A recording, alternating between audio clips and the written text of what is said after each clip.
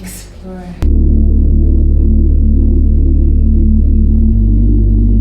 Oh my god, why is this happening? I'm starting to feel like this trip is off. It's like a series of unfortunate events. And your girl is not trying to die in Turkey. This is what the travel influencers, travel vloggers don't show you. Travel is not always rosy. There's so many bumps in the road. My name is Tuli Masao and I'm 23 years old. I'm solo traveling for the first time through Turkey for the next 15 days. My journey starts in Istanbul. After, I'll be flying to Cappadocia, then Fethiye, where I will begin my solo road trip. Solo road tripping to Kaş, Kaş to Pamukkale, Pamukkale to Ephesus, Ephesus to Alaçatı, and flying back to Istanbul. Merhaba from Turkey. This video is the ultimate guide of the best sights to see and the best things to do in Istanbul. Which means to your honor. This is so cool, look at that. It's at night time. No. You can take my picture. No.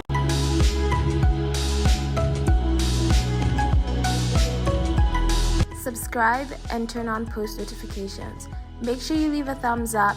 Check out my Turkey playlist for more Turkey episodes. Let's connect, let's vibe, let's grow the tribe. I'm ready to go and explore Cappadocia. I'm gonna be here for 2 days. So this video is for anybody who's in Cappadocia for a very short period of time.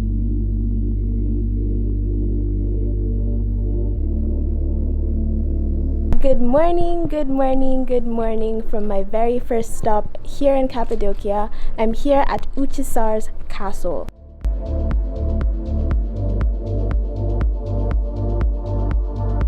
This is in Urgup. It's full of amazing views that you can see the whole of Urgup and Göreme. And I wanted to come here in the morning before there were a lot of tourists crowding the place. Uchisar Castle is located at the highest point in Cappadocia.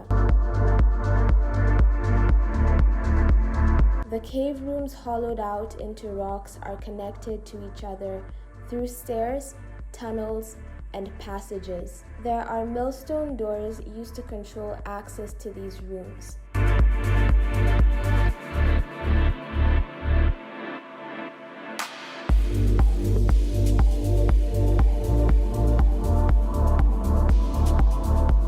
I've just gotten here to Pigeon Valley.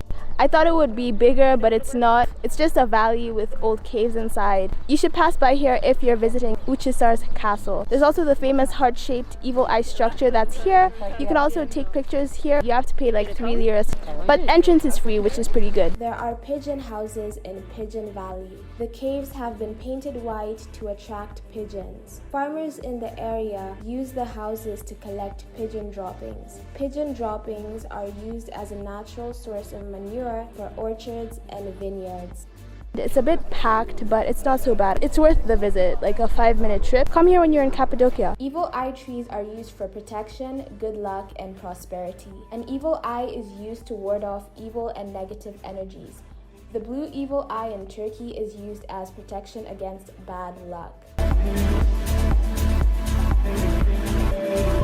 If you're planning on coming to Cappadocia, one thing you need to know is this place is really, really, really hot. It's boiling actually, but it's definitely worth it. I would recommend coming with summery clothes. Let's explore the Göreme Museum. Göreme Open Air Museum is a collection of 13 monasteries, each with its own church. First impressions does not disappoint. This place looks just like it did on Instagram. It looks like something out of a movie. If you're planning on coming here anytime soon, come in the morning away from the tour groups because it gets really, really packed. This place is crawling full of tourists, but it's absolutely incredible. Just have a look at this. It has stunning rock-cut churches with beautiful wall paintings, some retaining their original colors. Turkey is a predominantly Muslim country, but there is a lot of history with the Catholic Church. Turkey has had a lot of Christian influence, and we can see some of its traces, especially like here at the Gara Open Air Museum. It is a UNESCO World Heritage Site. There are 11 dining halls, each associated with a church. The churches belong to the 10th, 11th, and 12th centuries. Cappadocia is filled with so many different caves. Oh my god, look at this. The most important churches and chapels to visit are the Nunnery, St. Barbara Church, Apple Church, Snake Church, Dark Church, Carrickley Church, Buckle Church, and Buckle Church.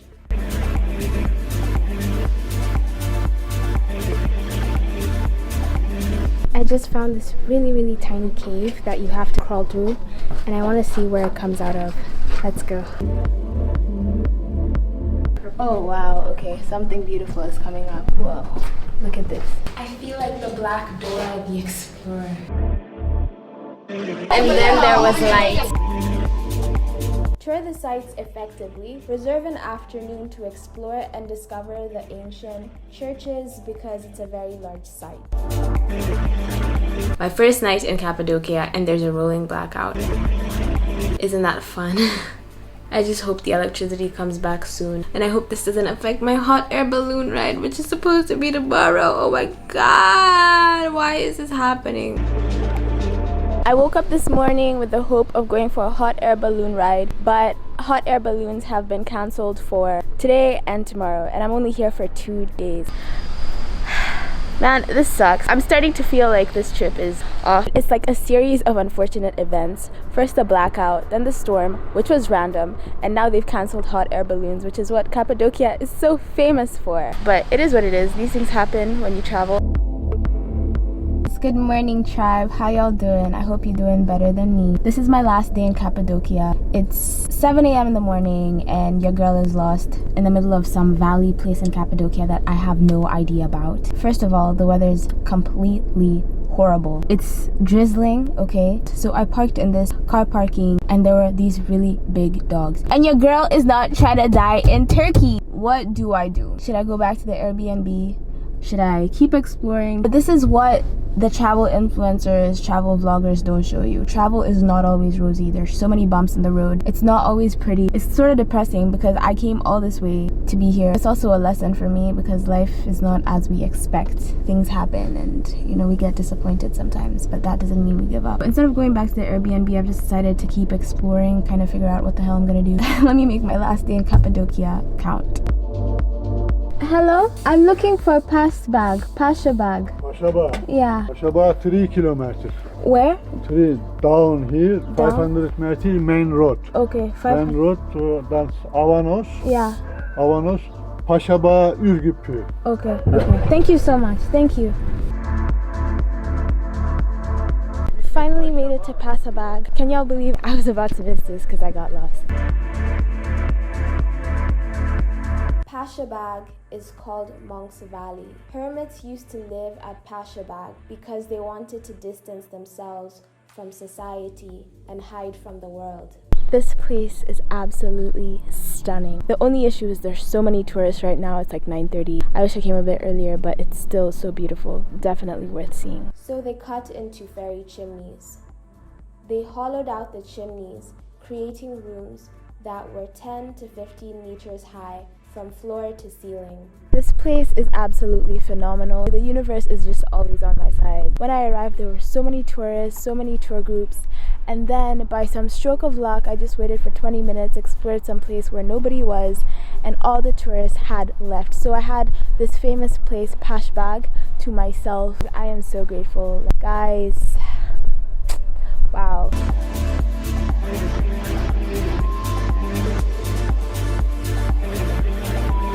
Just got into Zelv. It's right next to Pashabag. This place is insane. Whoa, I've never seen anything like this before.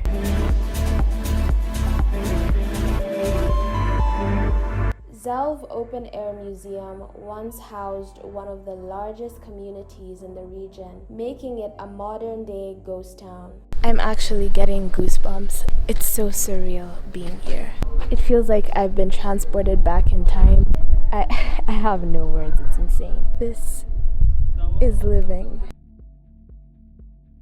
It is a fantastic cave town filled with houses and religious chambers. Christians and Muslims lived here harmoniously until 1924. Due to the Greco-Turkish War, there was population exchange. This meant that Christians had to leave because both countries wanted to have a major religion. Muslims were forcefully evacuated in the 1950s when life became difficult and dangerous due to soil erosion. It's starting to get really cold out here at the Zelv Open Air Museum. Your girl's even wearing a sweater. I think I'm about to leave. This place is so beautiful. If it was good weather, I would definitely have enjoyed coming, for a longer period of time, but it's about to rain, so I gotta wrap it up. I'm headed over to the very famous carpet shops in Cappadocia. I'm starting off with Gallery Ikment, and then I head over to Sultan Carpet. Let's see how it goes. You have to pay to take photos there, but I think it's pretty worth it when you're in Cappadocia. Gallery Ikment is the largest carpet shop in Cappadocia, but in my experience, I found it super crowded and the staff were not friendly. My experience was pretty rushed and they were not polite. I started shooting at Gallery Ikman and it started raining, so they closed halfway through my shoot, which was not fresh, but what do you do? It's a business, I understand. This weather in Turkey is not favoring my trip at all. I'm headed over to Sultan Carpet. Wish me luck. I guess it has to cancel the rest of my afternoon plans because I can't really go outside in the rain. I'm keeping my fingers crossed. Sultan Carpets is a smaller carpet shop, but I had a much better experience. It was such a warm and friendly environment. The staff were so kind and willing to help out. It's less crowded and more aesthetic in my opinion. Sadly, I don't have enough time to go to Red Valley and Love Valley just because of the pouring rain. I feel pretty content. And that is a wrap. Let's start off this Turkey solo road trip adventure.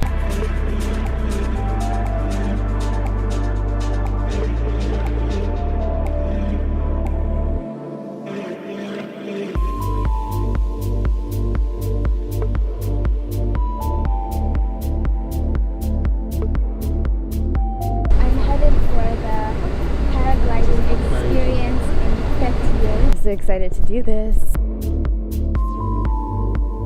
Such a pretty day to explore an abandoned ghost town.